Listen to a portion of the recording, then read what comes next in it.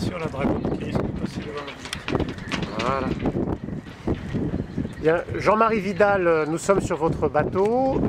Est-ce que vous pourriez nous dire quel bateau vous avez et à quelle époque vous avez appliqué Océo Protec? Le bateau est ce qu'on appelle un 950, de la classe 950, c'est un bateau George Open, donc c'est un bateau qui est plutôt fait pour la compétition, avec lequel nous devons faire des traversées plutôt longues, 9,50 m de long, mais 3,70 m de large, un grand tirant d'eau. C'est un bateau à déplacement léger, il représente relativement une grande surface mouillée, donc il est essentiel pour nous d'avoir une carène propre et performante. Et nous avons décidé de passer le produit Océo Protec l'été dernier, le bateau étant arrivé neuf de Tunisie, étant immédiatement préparé avec ce produit. D'accord. Alors maintenant, ça va bientôt faire un an que vous avez appliqué Océo Protec.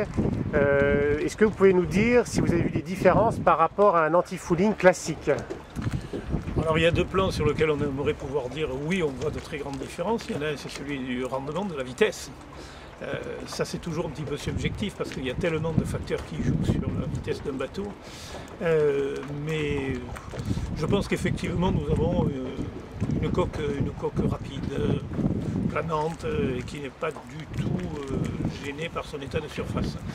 Et ça, si on le rapproche du deuxième élément qui est le facteur important pour un anti-fouling, qui est la protection aux salissures, aux algues et autres, là nous pouvons dire que nous sommes satisfaits puisque la seule précaution que nous prenons, et pas toujours avant toutes les régates, c'est de passer un coup d'éponge sur la coque. Donc ça veut dire qu'en termes d'entretien, il y a juste à enlever un biofilm, rien de plus. Tout à fait. Nous n'avons jamais eu de développement d'algues, aucune prise de quelques petits coquillages que ce soit. Et il y a effectivement un petit peu aussi pour le côté psychologique d'un coureur qui veut toujours se dire qu'il n'a rien oublié, enlever le film un peu gras que l'on peut trouver lorsque l'on a stationné dans un port. D'accord. Jean-Marie, est-ce que vous préconiseriez Océo Protec à des propriétaires de bateaux, en sachant que c'est quand même un anti-fouling qui est plus cher qu'un anti-fouling classique, mais que finalement, au bout du compte, en termes d'entretien et de coût de carénage, on s'y retrouve?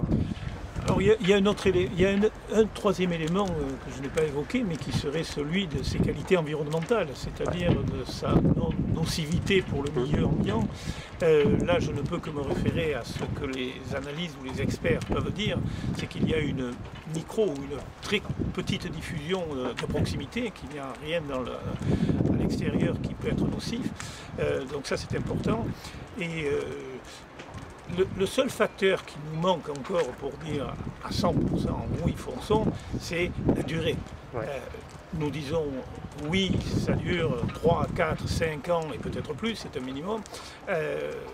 Comme il n'y a qu'un an de test, je peux objectivement ou honnêtement pas garantir cette partie-là.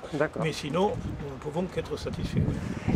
Sur un anti-fouling classique qui dure un an, vous qui en avez utilisé des milliers de litres d'anti-fouling dans votre vie. Faites-moi passer pour un assassin du milieu ambiant. En un an, donc je dirais à mer équivalente, donc le port de la Grande Motte, un anti-fouling classique aurait tendance à se détériorer plus vite que l'Océo Protec ou pas? J'ai simplement à regarder les bateaux qui sont autour de moi. D'accord. Et là, je viens encore de faire 10 mètres pour regarder un bateau qui a été caréné il n'y a pas longtemps et je suis un petit peu étonné de la différence que nous pouvons avoir entre notre coque sur laquelle rien pratiquement n'a été fait depuis les derniers coups d'éponge et cela sur lequel il y a des développements. Oui, il y a une énorme différence. Bah écoutez, merci Jean-Marie de cette interview et bon vent. Merci, avec le Mistral qui fait ce normal.